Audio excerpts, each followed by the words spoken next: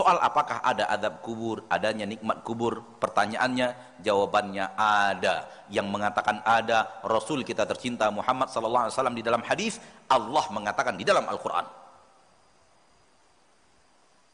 Saya tahu persis, di zaman kita sekarang ini, ada sebagian umat Islam yang mengatakan tidak ada azab kubur, karena tidak ada di dalam Al-Quran.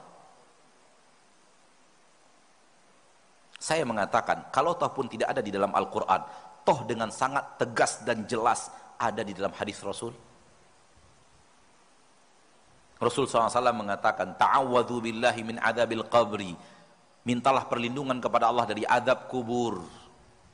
Rasulullah SAW mengatakan, seorang hamba yang mukmin, manakala dia berpisah dari bumi, dari dunia dan masuk alam akhirat, akan begini, akan begini, akan begini, akan begini. Dan Nabi ceritakan tentang nikmat-nikmat kubur. Seorang hamba yang kafir atau fajir, manakala dia berpisah dari dunia masuk ke alam akhirat, maka akan terjadi begini, begini, begini, panjang lebar Nabi katakan, yang dia adalah azab kubur.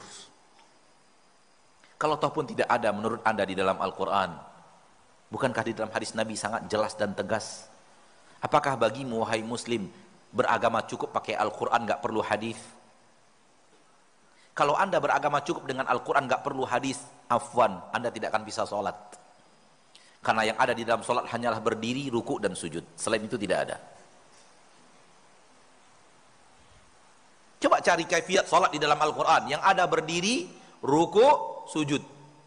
Tidak akan ada takbiratul ihram, tidak akan ada i'tidal, tidak akan ada duduk di antara dua sujud, tidak akan ada tasyahud dan salam.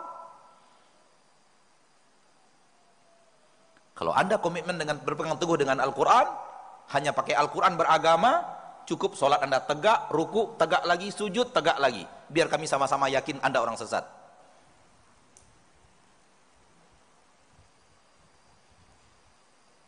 Tapi beragama tidak cukup pakai Al-Quran saja.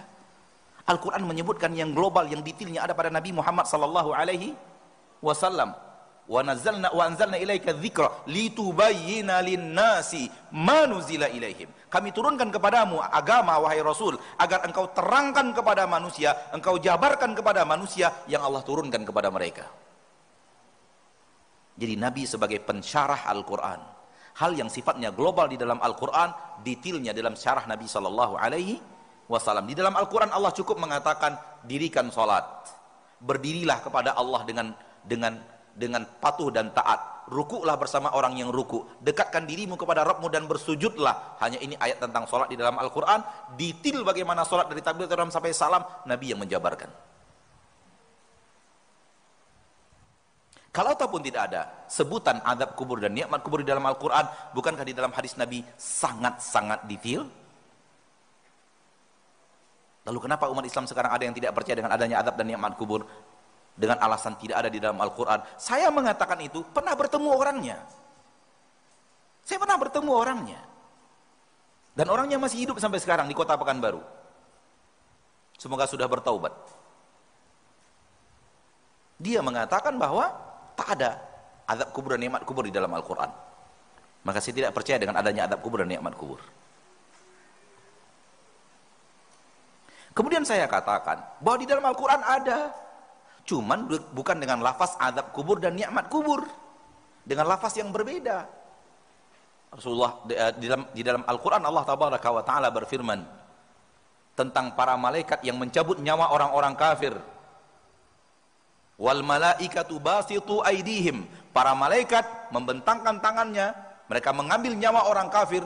Al yauma, pada hari ini, tujzauna adzabal huni, kalian akan diberikan ganjaran azab yang menghinakan kalian. Ketika mulai dicabut nyawa, kata malaikat mulai hari ini. Jadi azab itu dimulai dari hari di mana dia dicabut nyawanya oleh para malaikat, oleh malaikat maut, dan diambil nyawanya oleh para malaikat pembantu malaikat maut.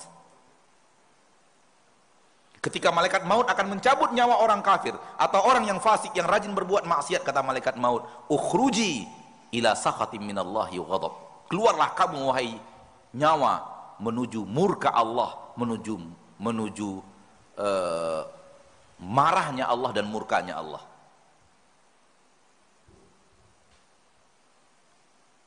Kata Allah dalam Al-Quran, al-yauma tujzauna adzabal hun. Hari ini mulai kamu dapat adab yang menghinakan kamu.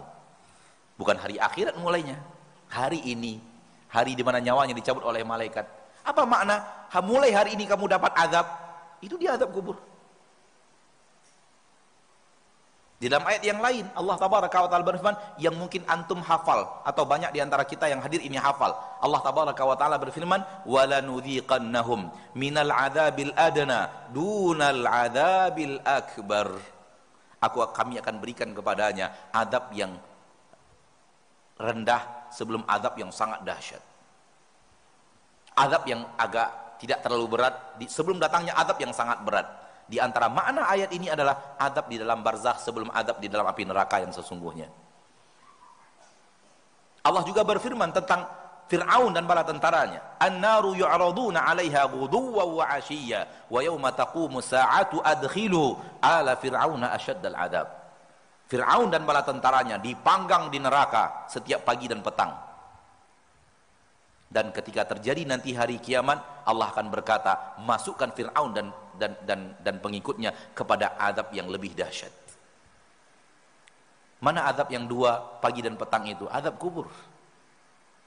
Jadi setiap pagi dan petang Fir'aun dan pasukannya dimasukkan neraka.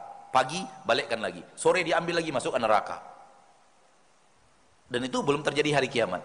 Kalau sudah terjadi hari kiamat, wa yauma taqumu sa'ah adkhilu ala fir'auna asyaddal adzab. Masukkan Fir'aun dan orang-orang yang mengikutinya ke dalam azab yang jauh lebih dahsyat. Maka azab yang pertama sebelum terjadi hari kiamat dengan nas yang tegas, ialah azab kubur. Jadi sekali lagi di dalam Al-Quran ada, bukan tidak ada. Namun bukan dengan lafaz azabul qabr, azab kubur, ni'matul qabr, nikmat kubur, bukan dengan lafaz itu.